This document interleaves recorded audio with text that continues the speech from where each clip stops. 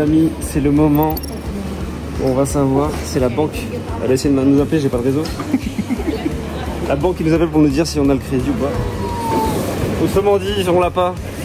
L'aventure s'arrête maintenant. C'est le dernier épisode.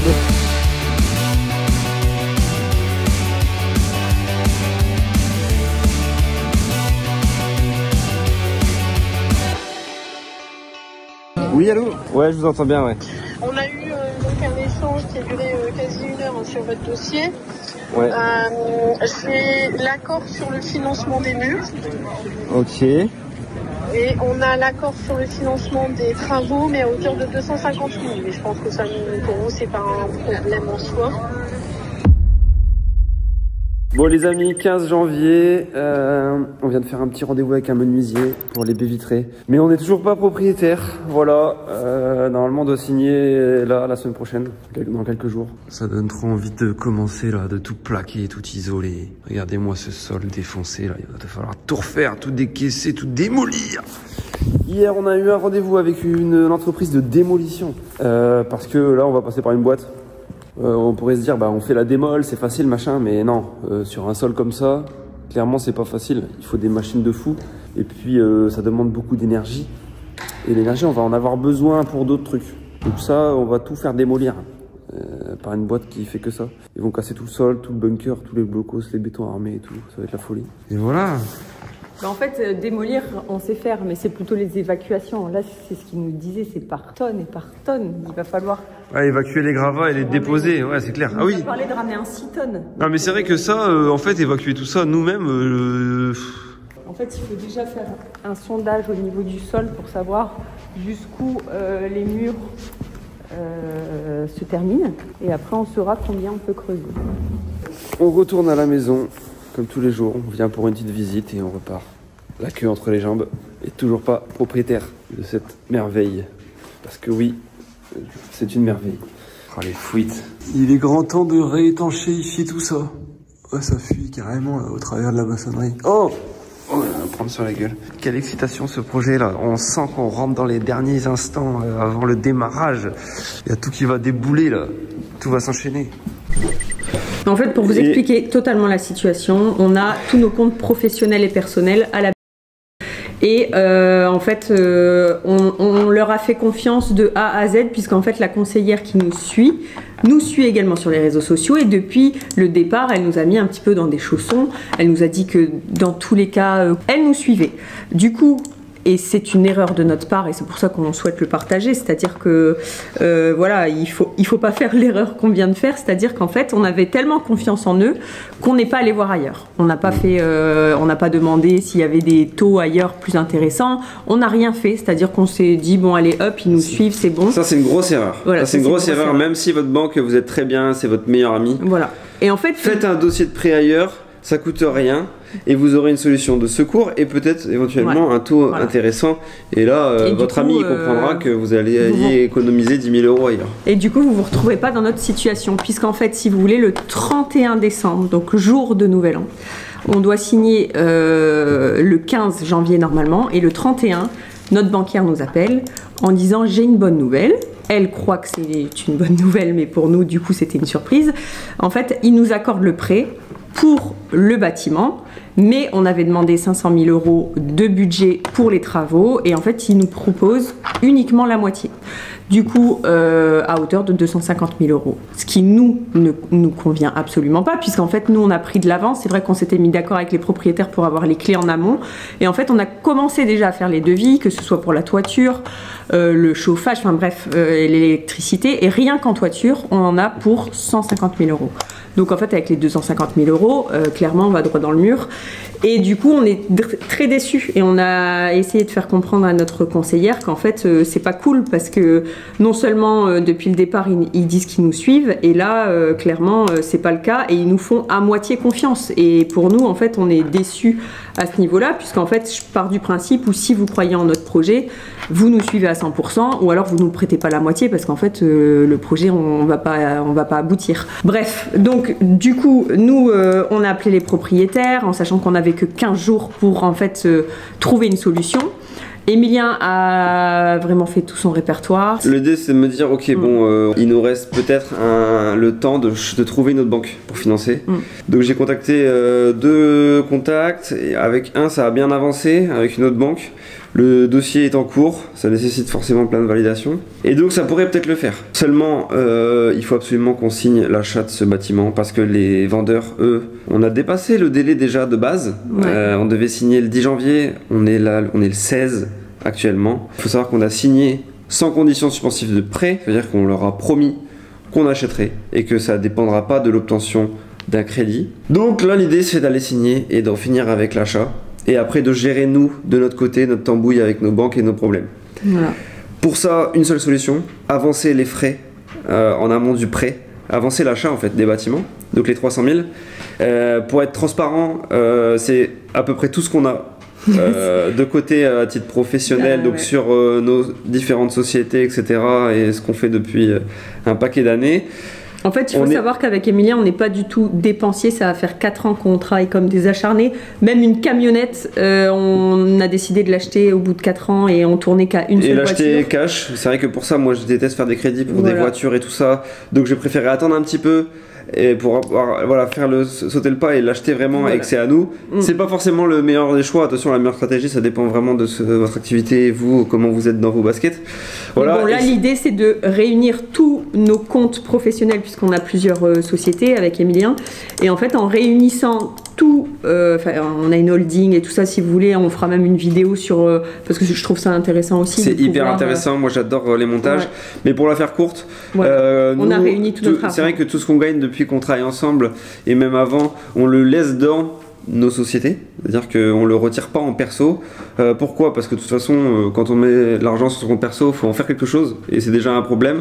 Donc nous, on prend que ce qu'on a besoin et nos besoins sont assez limités. Oui, c'est notre comptable d'ailleurs qui nous l'a conseillé. On prend le minimum. Voilà, on s'est dit que avec nos boîtes, en fait, on se verse uniquement le minimum. Salaire minimum pour couvrir la prévoyance, et pour payer le moins d'impôts mutuelles, possible, les machins. Au moins avoir une mutuelle, c'est bien d'avoir une fiche de salaire, etc. Et en plus payer des impôts pour prendre de l'argent qu'on n'utilise pas vraiment au quotidien. En vrai, voilà pourquoi on laisse dans nos sociétés et on laisse dans nos sociétés pour faire le projet qu'on va faire là. Donc on doit 310 000 € en tout puisqu'on a les frais de notaire plus l'achat du bien et en gros on a 313 000 € sur nos comptes. Voilà, donc il nous restera 3 000 €. Le temps en fait de se faire refinancer par le prêt. Donc l'objectif d'avancer les fonds, c'est de se dire juste derrière on aura un accord de banque et on va se refaire refinancer. On espère par la deuxième banque qui nous finance tous les travaux et pas par la première qui est ok de toute façon pour nous financer et qu'on peut déclencher dans la foulée. Donc normalement on récupère ses sous. Par contre s'il y a un problème, c'est vrai que c'est critique parce que on aura mis tout notre réseau et en fait là on est bloqué. Je sais pas comment on peut faire à part revendre le bâtiment pour continuer à exister à titre professionnel. Donc là c'est clair que c'est un risque entre guillemets, bien que c'est dans un bâtiment, donc voilà. Mais il faut que derrière on soit refinancé. Donc là c'est un peu ce qu'on va faire. Donc voilà un peu les péripéties. Comme ça vous savez tout.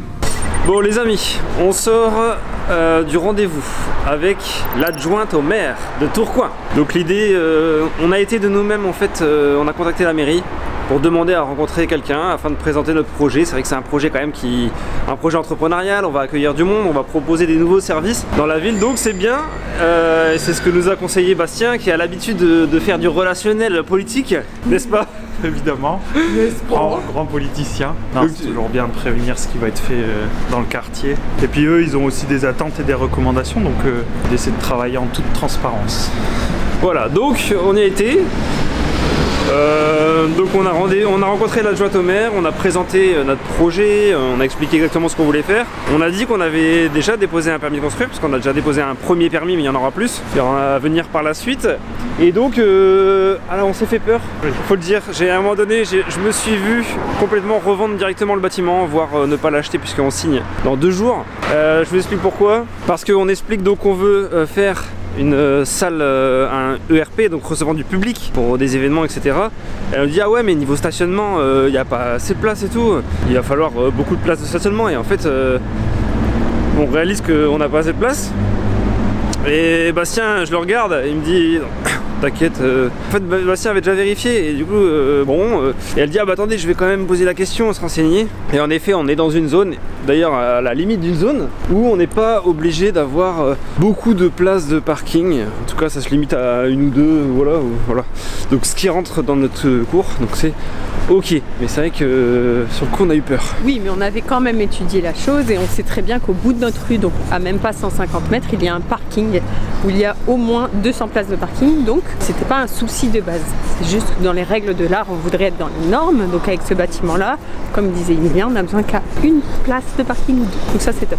Voilà, et d'ailleurs, on en a profité pour discuter un petit peu. Et c'est vrai qu'ils nous disaient que eux, ils ont des locaux, la mairie, qui mettent à disposition pour des initiatives de projets, commerçants ou autres. Et donc éventuellement, un restaurant. Il y a moyen qu'on ouvre une sandwicherie bientôt en plus. On a pris des contacts. Moi, je trouve ça hyper intéressant. Effectivement, on est tombé sur quelqu'un de passionnante, de réceptif à nos demandes, à nos questions. Comme elle dit, il y a aussi toute une histoire d'ABF, tout le quartier, tout Tours-Point-Centre est contrôlé par les ABF, les architectes des bâtiments de France. En fait, pour veiller à ce que le patrimoine de la ville soit conservé, ils consultent des architectes des bâtiments de France qui cherchent à donc préserver ce patrimoine. Ce qui nous conseille, surtout Bastien, c'est d'inviter la maire et tous ses élus à manger à la maison. Voilà, tout simplement. Faire un petit méchoui là, et puis tout le monde vient manger. Putain, Bastien, il sait y faire. Bientôt Bastien, maire de Tourcoing au Roubaix. Quelle belle ville, il y a beaucoup de choses à faire. On est le 21 janvier, mardi, et on signe vendredi l'achat. Et donc comme on vous disait, on va devoir avancer les fonds et se faire rembourser dans la foulée avec un prêt qui n'est pas encore signé, pas encore totalement accordé. Donc voilà, c'est un petit peu tendu, mais bon, écoutez, on sait faire dans ces conditions. On sait gérer la pression, n'est-ce pas? La pression de la bière? Non. Ah. Non, bah non, ça fait un mois que vous buvez plus d'alcool, les mecs. Ouais, on fait le dry January. On est sec là, ça fait 23 jours qu'on est sec. On ne boit plus. Peut-être un dry février aussi prolongé. Franchement, les amis, je vous conseille d'arrêter l'alcool. Je pense que c'est vraiment. Ça sert à rien. Un millionnaire sur 3 est gagnant, on est 3, les gars. Moi, je vais ici. Du coup, il y en a qu'un qui va gagner, quoi. On est obligé d'aller gratter des millionnaires pour essayer de financer le projet. Si vous voulez, le N+3 a un expert qui avait mis un avis déjà défavorable. Moi, j'ai essayé de redéfendre le dossier en contrebalançant tous ces arguments parce que on pouvait apporter des réponses solides. Malheureusement, la personne qui décide réellement l'a quand même refusé. Donc c'est qu'elle a bien vu mon message. Donc et là c'est bien un refus. C'est pas, vous voyez, des fois il y a un ajournement, c'est-à-dire qu'on aurait pu dire avec un apport de 100 000 ou de 80 000, c'est ok. Là c'est pas le cas. Donc je peux pas me permettre, je peux pas entre guillemets, je peux pas aller au-delà du refus, quoi. Je veux dire, c'est refusé. Voilà. Globalement c'est ça, en quelques lignes, c'est ça concernant l'activité. Ouais, c'est peut-être un domaine qui leur fait peur et puis voilà, c'est tout. Je pense que c'est ça. Je pense que c'est ça, malheureusement. Merci, au revoir. Au revoir. Pas de crédit. Putain. Bon bah c'est parti. Il nous manque la moitié des thunes pour faire les travaux. On compte sur vous les amis. On mettra en lien une cagnotte pour donner pour ce projet. Non, je plaisante, mais voilà. Peut-être que c'est eux qui ont raison et que ça va échouer, j'en sais rien. Ouais, bah là c'est... Je t'avoue que hier ça n'allait pas trop. Ah bah alors qu'est-ce qui se passe? On était vraiment dans le... On a eu un coup de pression, de doute, de tout, voilà. Bah en fait, tu sais, par rapport à la banque... Oui, donc elle voulait prêter 300 plus 250 et pas 300 plus 500. Ouais. On est arrêté là. Et du coup, moi j'avais entre-temps déposé un dossier dans une autre banque, tu sais. Et du coup, on signe dans tous les cas vendredi en avançant les fonds. Donc ça, ils sont chez le notaire, nous on a avancé les fonds. C'était pour se laisser justement le temps de cette réponse de l'autre banque. Et en fait, au niveau N+3, ça n'est pas passé. Donc ils ont refusé. D'accord. Donc t'es tenu par la banque. Bah pour l'instant, j'ai que ça comme option. Donc, alors ça nous a mis un petit coup parce qu'on s'est dit, en fait tu te dis, bah si eux ils croient pas en notre projet, pourquoi? Est-ce que ça va pas? Tu sais, tu remets, t'as des doutes quoi, tu vois. Donc forcément. Bien sûr, bien sûr. Ça nous a mis plein de doutes. Enfin en tout cas moi je me suis dit, bah putain, si les experts du financement ils croient pas à notre projet, pourquoi en fait? C'est que ça va merder, tu vois. Donc. Bah c'est pas ça, c'est que eux les experts du financement ils sont complètement à l'opposé de vous. Toi tu vois dans le projet que tu as mené, on va dire à 20% les risques qu'il y a et tu crois surtout aux 80% de chances de réussite. Eux c'est tout l'inverse. Eux ils vont voir les 80% de risques et ils vont se dire il y a peut-être 20% de réussite. En fait c'est simplement parce que vous n'êtes pas sur le même angle. Moralité, tu peux pas te fier. En fait, Emilien, c'est est-ce que vous y croyez? Ou est-ce que vous y croyez pas? Dès lors que tu y crois, il n'y a même plus de questions à te poser. Donc, vous y avez cru, parce que vous êtes quand même beaucoup posé la question au démarrage, sans même avoir les demandes de financement. Donc, vous y avez beaucoup cru et tout. C'est pas parce qu'aujourd'hui, il y a une banque qui retire 250 000 de financement et que de l'autre côté, il y en a une qui dit non, mais au N+3, finalement, on peut pas. Je te dis, moi, il y a aucun doute à avoir. La seule chose, c'est le plan, là, qu'il faut se lancer, c'est faire les choses et dire comment on va faire avec les 250 000 de moins pour sortir notre projet. Est-ce qu'on va y arriver ou pas? C'est la seule question qu'il y avait à se poser. Mais est-ce qu'on va y arriver avec 250 en moins? On y croit? Bah, si la réponse, elle est oui, tu peux pas m'appeler aujourd'hui en disant ouais, t'as vu, encore une banque, finalement, qui dit qu'elle est pas trop chaude. Non, ça, c'est pas une raison, ça, on s'en fout. Ils y croient ou ils y croient pas. Et même si, sincèrement, ils y croyaient pas, on s'en fout. Aujourd'hui, je me dis même qu'en fait, il faudrait que ce soit un challenge pour nous de réussir le projet avec les 250K. Et dans tous les cas, on sait très bien que, en fait, on va générer assez de revenus, je pense, et je te touche du singe, mais pour pouvoir rembourser le crédit. Et on est 2 sur le projet et en fait notre argent, comme tu l'as vu, on n'y a pas touché pendant des années. On n'est pas des personnes qui utilisent notre argent n'importe comment, et donc c'est pour ça d'ailleurs aujourd'hui qu'on a la possibilité d'avancer, en tout cas l'achat et le projet. T'es vraiment la voix de la sagesse. Oh là là, ah putain, t'as vu? Tu vas me faire flancher, Mario. Hein. T'es trop sage aussi, t'es comme moi, t'es trop sage. C'est pour ça que je suis là où je suis. Après, si vous voyez sur Amazon une paire de couilles en promo et en livraison prioritaire, commandez-la moi, je vous la rembourserai, y a pas de souci. Ok, je cherche tout de suite. Bon allez, bis à vous deux, bon courage, tenez-moi informés. Faut y aller là, faut qu'on se concentre, créer des vidéos, il faut, tu vois. Voilà, il faut qu'on mette un pied dans le truc, là, ça y est, là, on signe vendredi, il faut que vendredi, on soit pas là, aller chercher encore des sous. Non, on va y réussir, de toute façon. J'appelle Caro. Le différé, écoute, on le laisse. Franchement, on sera content pendant 2 ans d'être tranquille, de faire notre projet, de pas se dire faut louer, les locations commencent. J'ai envie qu'on avance. J'ai envie qu'on commence à vivre notre projet vraiment, là. Soit on aura prouvé pendant 1 an, on aura eu des revenus et tout, et on réemprunte. Peut-être qu'ils voudront bien, comme elle l'a dit, peut-être qu'ils vont bien nous prêter encore 100 000, tu vois, un petit prêt de 100 000 dans 1 an. Soit on autofinance, ou soit on se démerde, tu vois. Et finalement, dans la démerde, on va aller chercher des solutions, des partenaires plus que peut-être aujourd'hui, tu vois. On est dans un confort à se dire, on a le prêt, on n'est pas là à aller se battre. Et on aura dans tous les cas notre premier studio photo qui va tourner. Tu vois ce que je veux dire? On n'aura pas rien. On sera pas là à se dire, putain, on peut rien faire de ce bâtiment. Non, on aura déjà un premier truc. Et après, on sortira les doigts pour aller le reste, tu vois, et quelque part, ça va nous pousser. Parce que si on te met 500 000 euros sous la main, là, on va aller signer des factures, en fait. Alors que si chaque euro est important, quelque part, financièrement, ça va nous pousser à faire au mieux, en fait. Non, mais je suis d'accord, moi je prends ça comme un challenge, d'avoir que 250K. Bon, on avance sur ça. On va refaire une petite visite de chantier, nous sommes à J-2 avant la signature. C'est incroyable, c'est toujours vibrant d'arriver là. Avec notre petit camion, putain, mais quel bonheur d'avoir acheté ça. Quel bel investissement. Et la clé? Dans ta poche. Non. Ah, t'as vérifié? C'est incroyable. Ah, elle est là. Jesus Christ. Et il marche encore dans la merde, c'est un truc de malade. Tu t'aimes bien avoir les pieds dans la merde. Ah non, putain, le seum.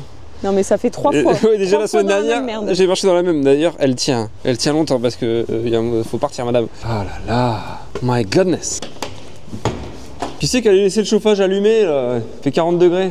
Ce qu'il y a de bien, tu vois, et c'est comme à la maison, c'est que même quand il fait gris, c'est hyper lumineux. Tu vois, là, c'est tout sale.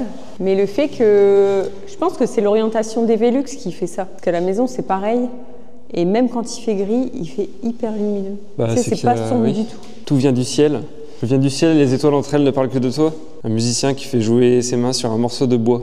Il nous a laissé, David, nous a laissé un échafaudage qu'on lui a racheté. On a racheté 2-3 petits trucs. L'échafaudage, un chariot, un gros chariot à roulettes. Une palette, ah oui ça aussi, une palette avec des dizaines de grands miroirs. J'aimerais faire carrément un mur de miroirs. Je trouve que ça agrandit l'espace et ça reflète aussi beaucoup la lumière. Bah ouais, les miroirs ils doivent être en bas. Bon, ils sont peut-être abîmés, on n'a pas checké, ouais, mais bon. Ça c'est pas grave parce que justement j'aime bien les miroirs un peu piquetés. Voilà. Un peu... Alors avec Rachel c'est magnifique.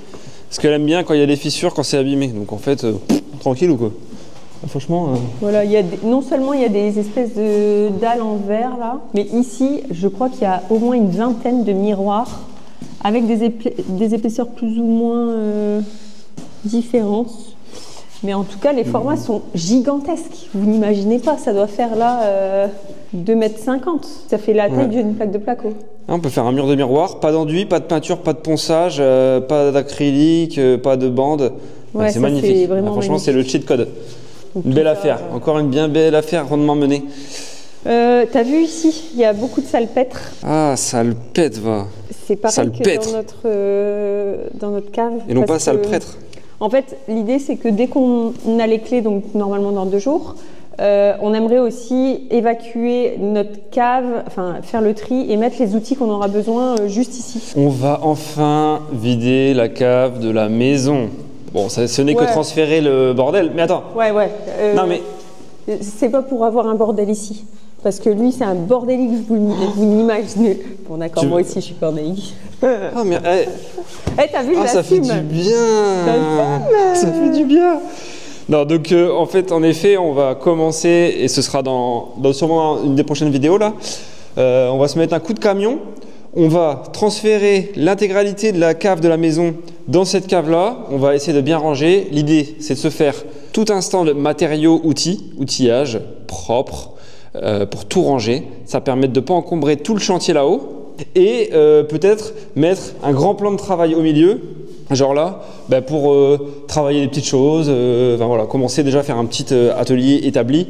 En tout cas ici c'est vraiment, en fait c'est comme à l'usine, on le voit comme un énorme avantage. Les caves, ça permet de mettre un petit peu tout le stock, tout le bazar, et de pouvoir travailler librement à l'étage sans avoir à redéplacer. Parce que quand tu fais un chantier, tu fais ta maison, tu te fais livrer de placos, machin, tu les mets à un endroit, après tu les rebouges pour pouvoir plaquer l'autre endroit. Tu sais, ça on l'a vécu et là on va essayer de bien s'organiser grâce à cette cave. Donc, non, et l'idée c'est de pas faire des allers-retours à chaque fois qu'il nous manque un outil. Il faut que tout soit sur place. Par contre, je viens de remarquer, il n'y a pas de prise pour utiliser les machines. Et il faudrait qu'on il y a des câbles, il y a du câblage pour de la lumière, tout ça, mais le tableau électrique il est là-bas. Donc franchement, ça c'est pas un souci. Et l'avantage de la cave, le gros avantage, c'est aussi pour faire passer des réseaux. Donc là, si on installe du chauffage pompe à chaleur et qu'il faut faire passer des gaines, on peut passer par la cave. Général chauffage, interrupteur chaufferie, j'adore. Donc ici, on a une seconde. Ah, oh, putain. C'est quoi? Il y avait un piège. Non, il n'y a que toi qui... Ah, c'est une cale. Non, mais il y avait une cale. Il y a un mec qui a mis ça comme ça. Voilà, c'était comme ça. Hein. Qu'est-ce que tu fais dans la chaufferie là? Oh, Mireille, ça chauffe? Non, alors là, l'idée aussi, c'est qu'on a aussi pas mal de stockage, c'est assez grand. Et ici, ce mur-là, on a vu qu'il avait été fait, après. Donc, si on le casse, on a une grande pièce. Mais on aimerait avoir votre avis, puisque juste à côté, c'est une grosse cuve de fuel ou je ne sais quoi. En fait, il y a une petite fenêtre ici métallique. C'est pas une porte qui va jusqu'au sol. Et en fait, la cuve à fuel, elle est enfermée dans cette pièce. Donc, il y a une évacuation d'air. Il y a ici un conduit qui va aussi, je pense, chercher de l'air à l'extérieur pour le ramener côté gaz, côté gaz, je dis de la merde. Il y a un nut.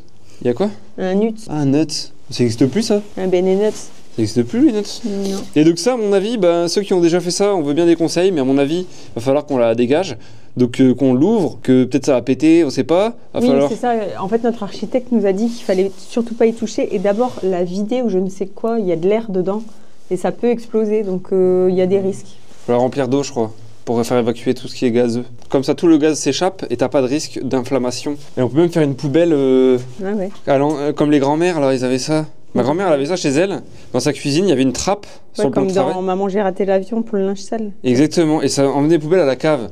Et regarde, si on ouvre tout ça, et on peut mettre une poubelle là, et la cuisine, il jette, et en fait, quand tu sors les poubelles, tu viens là, t'as juste à remonter et à sortir. Bon, je sais pas, c'est peut-être une connerie. À mon avis, je me demande si ces trucs, c'est pas en amiante. Tu sais, tous ces conduits là. Ouais, c'est possible, ouais. Ouais, c'est sûr. Ah bah oui, ça c'est de l'amiante. Ça sent l'amiante. Bon, bref. Bon, voilà, ça c'était la cave. Comme ça, on a refait un petit tour à la cave dans cet épisode. Après, j'aimerais bien faire sauter ça tout de suite après, pour avoir la lumière, parce qu'ici, c'est déprimant. Ouais. Et ça, il y a des ferrailles, il va falloir... Ouais, il y a des petits... Ça dégage, pas de problème. Ensuite, madame, je vous écoute, ma petite dame. Qu'est-ce qu'on vous fait après? Parce que ça va prendre 2 heures. Hein. L'idée, c'est de tout péter ici. Et ici même sera le stockage pour la salle d'événementiel et le studio photo, puisqu'on va créer des modules. L'idée dans ce projet, c'est de kiffer et de s'amuser. Donc avec Emilien, vous vous souvenez, pour notre mariage, on a créé des modules et on s'est dit mais waouh, on prend plaisir à en faire. Donc pourquoi pas dans les studios photos pouvoir créer des murs, des cloisons avec d'un côté des moulures, de l'autre côté une couleur pour qu'en fait les équipes puissent s'amuser. Donc ici ce sera une zone de stockage avec des tables, des chaises pour l'événementiel et des murs. Là ici une verrière qui coupera le froid du garage. Même si ici, on se l'est dit, on va chauffer un minimum, mais le garage amène du froid, c'est normal. Donc on va cloisonner ici avec une très jolie verrière, un peu comme à la maison d'ailleurs. Et ici, nous nous trouvons dans la pièce incroyable qui restera plus ou moins ouverte. On va juste cloisonner la cuisine. Et comme ça, on pourra exploiter ces volumes pour n'importe quel événement. Tu fais toute petite là? Je suis toute petite. Ouais. 1m69 de bonheur. Oh, un petit bénitier. On dirait un chiotte. Ouais, je vais pisser dedans, moi. Je pense que pendant le chantier, je vais pisser là. Et au moins, je pisse plein de fois ici. Moi, mon coup de cœur ici, et je me suis même dit, si ça tombe, on va se sentir encore mieux qu'à la maison, c'est cette petite porte bleue qui donne accès à notre le havre de paix. havre de paix. Quand on fera des séances de yoga, eh bien, on ira dehors, prendre l'air, crier un bon coup et regarder. Bon, ça y est, on y est. C'est le jour de la signature. On va chez le notaire et on va du coup signer et enfin avoir les clés. On sera propriétaire d'ici quelques minutes. Et le temps n'est pas avec nous. Non, on est vraiment à Lille, on est vraiment dans le nord. Mais comme dans les mariages, ça annonce que du bon. Temps heureux. Ah putain, c'est pas là? Signature pleureuse, signature heureuse. Ah si, c'est là. Let's go les amis, ça y est, l'aventure commence. L'aventure commence maintenant. Avocat ou notaire? Bah, pour l'instant, notaire, on aura peut-être bientôt besoin d'avocat.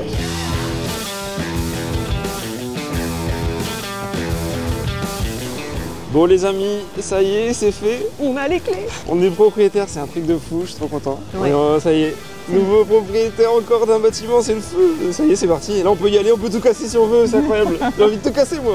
Donc là, c'est parti. Que vous dire, on va directement... on y va, on va sur place et on a déjà un autre rendez-vous avec Fred pour tout ce qui est acoustique, sonorisation. Voilà, on commence déjà à parler de ça, j'adore. Alors qu'on doit encore tout casser, c'est que le début. Mais let's go, on y va en tant que propriétaire. Ouais, ça y est. En tout cas, la signature s'est très bien passée, franchement, les vendeurs super sympas.